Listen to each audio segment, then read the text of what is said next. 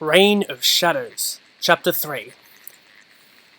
Kapura moved swiftly, for him, through the shadows of Metru Nui.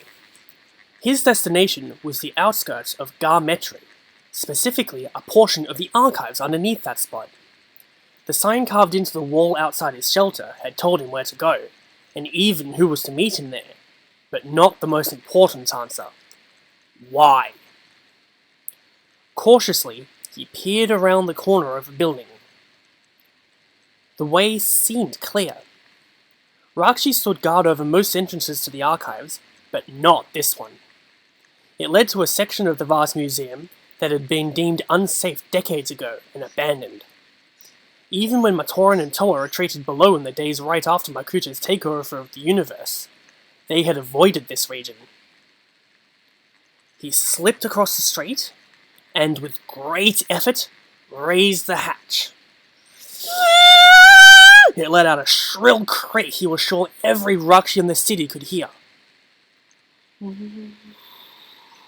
Kapura froze. Was that the whistling sound of Rakshi flying through the air toward him? No, it was just steam escaping in Tar Metru. He waited a moment more, and when no hostile force appeared, he ducked into the tunnel and closed the hatch behind him. It was dark and dank inside. The faint stench of Muwaka lingered in the air. Kapura found himself remembering another recent visit to the archives, when he had gotten lost in the maze of passageways. That time, he had almost wound up a meal for an escaped exhibit, and it was only the timely arrival of Toa Takanuva that saved him. He wished that his friend had picked a different place for their meeting, but then remembered that only this sort of a spot would do. You're late! Maku stepped out from a recess in the wall. Her blue armor was stained with mud, and she moved with a slight limp, a souvenir of an escape from some exotoa a few days before. Sorry, said Kapura. I had to make sure I wasn't followed. We'll wait a few more minutes for Hafu, Maku replied. She sounded tired. No, beyond tired, Kapura thought. More like she was barely holding herself together. Is he working today? Maku nodded.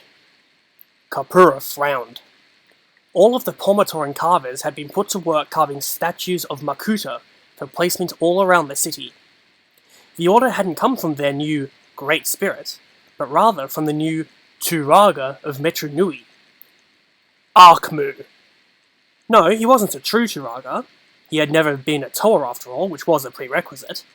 But his past association with Makuta had put him in a position of power in the city.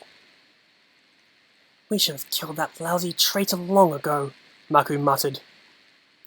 Every Matoran remembered Arkmu's crimes on the island of Mata Nui, including the sale of Koli balls tainted with Makuta's darkness. Many had heard the tales of his sins on Metru Nui as well, in the weeks before the Great Cataclysm. Although he had largely kept to himself for the past year, no one really trusted him. But Turaga Vakama insisted he not be exiled. Better to keep a Doom Viper beside your bed than to let it wander free.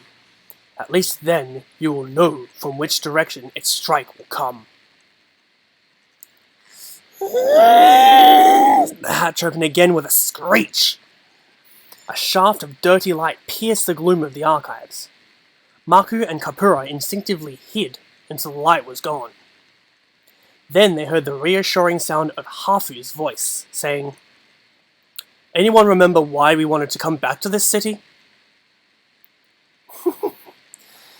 Maku laughed, though there really was nothing to laugh at. But it felt good to be around these two Matoran again. So many of the others up above had given up.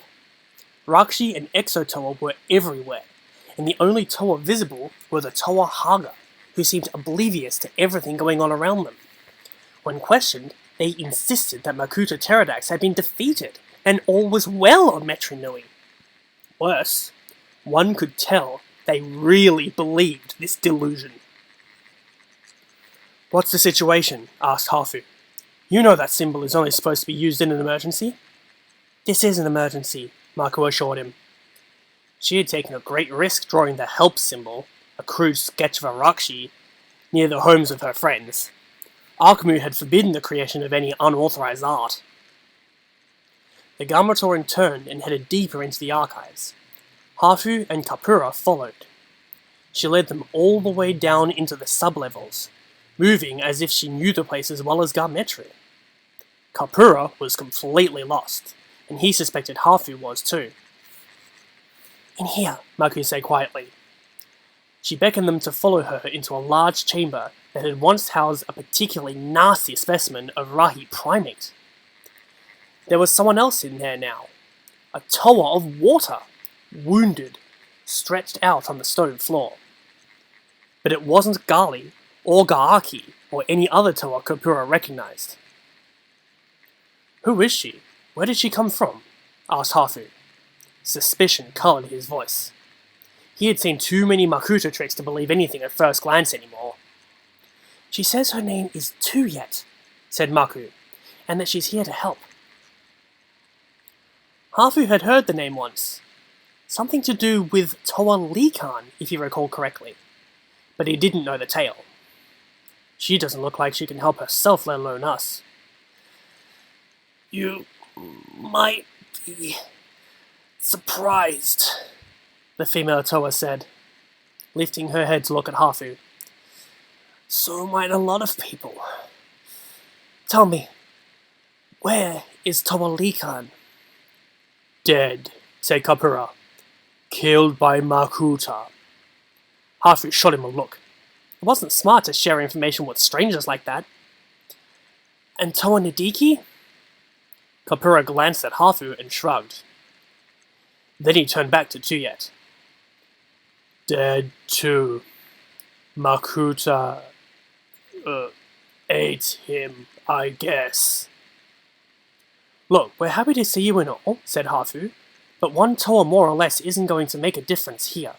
Not unless you have a super weapon hidden away that can cleanse Metru Nui of Makuta's forces." Tuyet sat up. She reached into her pouch and pulled out a piece of crystal about the size of her fist. "As a matter of fact, that's exactly what I do have." "And you think Makuta will give you the chance to use it?" asked Maku, half hopeful, half skeptical. "Makuta is the Great Spirit, correct?" asked Tuyet. "And the Great Spirit knows all about everyone who lives in his universe. Where they are, what they're doing. All he has to do is think about them?" Kapura nodded. Tuyet smiled. "Then I am the perfect ally, little ones. I am dead, and have been for some 2,000 years. To be continued.